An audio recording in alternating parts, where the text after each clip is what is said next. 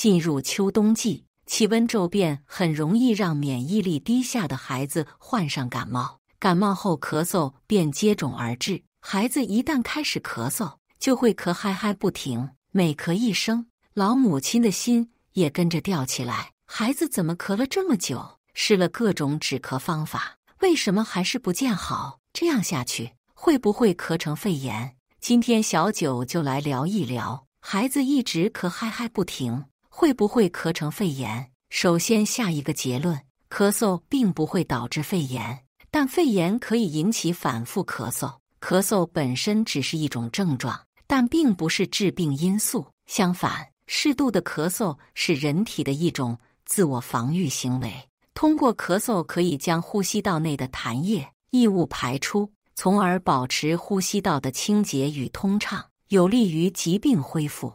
而肺炎是由细菌、病毒等病原体引起的肺部感染，多半是由上呼吸道感染，包括感冒、咽炎等向下发展而引起的。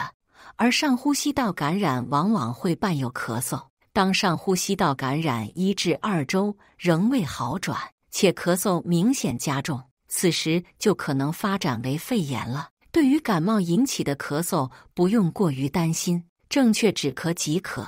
但如果孩子咳嗽频繁，严重影响到睡眠和进食，或咳嗽时间超过4周，则要警惕是肺炎了，应及时到医院就诊。孩子咳嗽是感冒还是肺炎？3招教你分辨。肺炎的早期症状通常和感冒类似，家长们要密切观察，可以根据以下3个方面的症状来区分。看咳嗽与发热情况。普通感冒的咳嗽症状较轻，痰少易咳出，大多发生在早晨和晚上，发热时间较短，一般温度在38.5摄氏度上下，很少超过39摄氏度，一般1周内会有好转。如果是肺炎，则会出现持续高烧，温度一般在39摄氏度以上，反复发热超过5至7天，甚至更长时间。同时还可能表现为怕冷、打哆嗦，咳嗽表现为频繁刺激性干咳，程度剧烈，咳的时候满脸通红，甚至呕吐。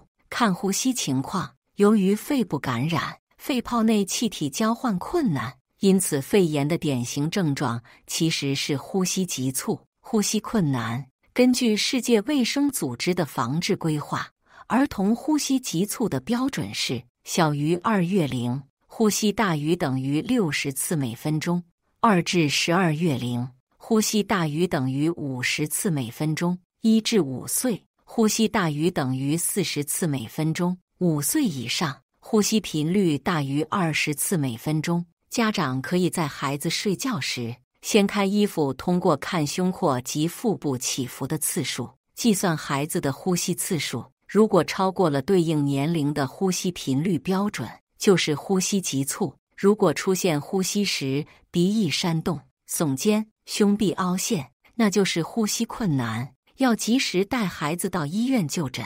看胸骨情况，如果是感冒咳嗽，孩子的胸骨不会出现异常表现，但如果是肺炎，孩子吸气时颈前下部、胸骨上的部位会有凹陷，除了胸骨外，锁骨上肋间隙在呼吸时也向内凹陷，则可能是重症肺炎。除了呼吸道症状外，肺炎还可伴有精神萎靡、烦躁不安、食欲不振、哆嗦、腹泻等全身症状。分清4种咳嗽症型，止咳少走弯路。如果宝宝的咳嗽不是肺炎引起的，那么家长就不用过于担心，正确止咳就行。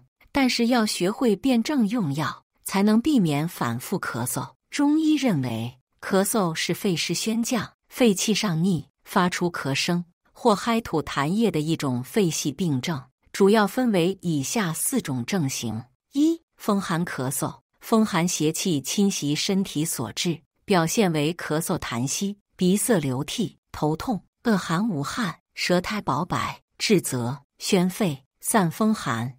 嗨吐吸痰者当加造湿化痰药。组方：杏苏散、3奥汤。中成药可服用感冒清热颗粒、5时茶颗粒等。2. 风热咳嗽，机体感受风热之邪，肺湿清肃所致，表现为咳痰黄稠、口渴咽痛、身热、头痛、恶风、有汗、舌苔薄黄、质泽、散风热、宣肺。组方：桑菊饮、银翘散。3. 痰热咳嗽主要因痰热犯肺，肺气失宣导致，表现为痰粘稠发黄、嗨吐不爽、鼻塞流浊涕、咽痛声哑、舌质红、苔薄黄或腻、质泽、燥湿化痰，宣降肺气。组方：连翘漏芦汤、羚羊清肺散等。无论是风热还是痰热咳嗽，都表现为咳痰黄稠，而想要止咳，则首先要祛痰。